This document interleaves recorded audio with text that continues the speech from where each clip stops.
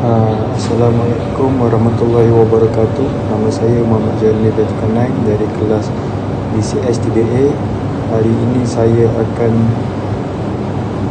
membentangkan tentang sistem penggera kebakaran. Okey. Terdapat 3 jenis pam yang digunakan dalam sistem kebakaran. Yang pertama, joki pam. Yang kedua, standby pam, iaitu pam utama. Dan yang ketiga, pam kedua, standby pam. Operasi pam tersebut jika berlaku kebakaran. Okey, joki pam boleh dikendalikan secara manual atau automatik. Pam ini boleh dipasang pada panel kawalan. Apabila dikendalikan secara manual, kita boleh tekan butang on untuk hidupkan, dan nak matikan kena tekan off. Sekiranya joki pam beroperasi secara automatik, pam ini dikendalikan oleh pressure switch. Pressure switch pada asalnya diatur antara 8 hingga 8 bar atau 8 hingga 10 bar. Pada tekanan minimum, joki pam akan beroperasi, dan pada tekanan maksimum, joki pam akan berhenti. Okey, operasi pam yang kedua pula, pam utama, duty pump. Dia operasi duty pump ni secara automatik dan manual pun boleh. Okey, saya baca yang secara automatik dulu. Yang pertama, pusingkan switch pilihan kepada auto. Yang kedua, buka injap ujian untuk menurunkan tekanan dalam sistem.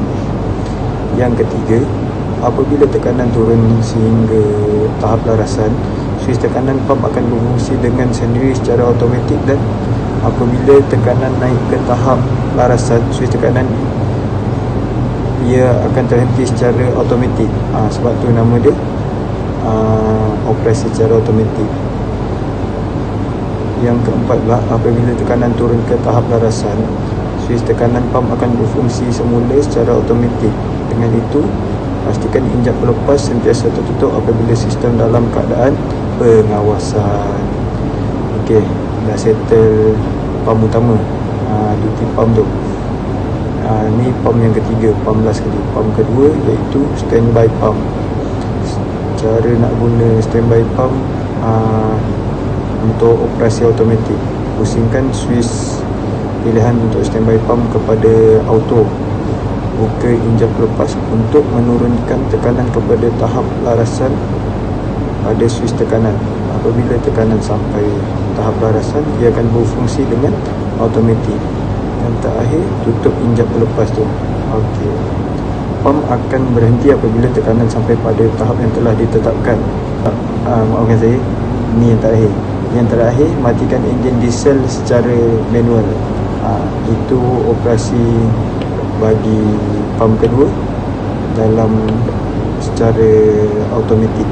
Operasi secara manual pula, untuk duty pump dan standby pump, cara yang pertama ialah pusingkan switch pilihan kepada manual. Yang kedua, tekan start push button, pump bertugas, duty pump dan pump akan berfungsi. Dan yang ketiga, untuk memberhentikan pump, tekan stop push button dan pump akan berhenti. Itu untuk manual lah. Yang keempat pula, untuk pump kedua, standby pump, adalah sama seperti A dan B. Ni 1 dan 2 ni, langkah 1 dan 2. Cuma ia terletak di bahagian panel pump kedua lah, benda tu. Jadi itu saya terangkan operasi secara manual. Jenis pemula motor yang biasa digunakan bagi mengawal pam-pam tersebut. Okey, dia pakai pemula star delta. Cara operasi star delta ni, apabila sampai pada tahap maksimum, sambungan delta disambungkan dan berterusan sehingga butang henti ditekan. Untuk rendahkan arus permulaan motor, sambungan star boleh kurangkan permulaan arus sebanyak 1/3 daripada arus penuh.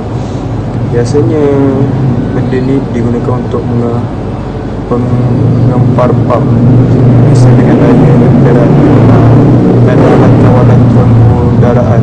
Okey, itu pemula motor bagi semua jenis pam ni, semua jenis sistem penggera kebakaran.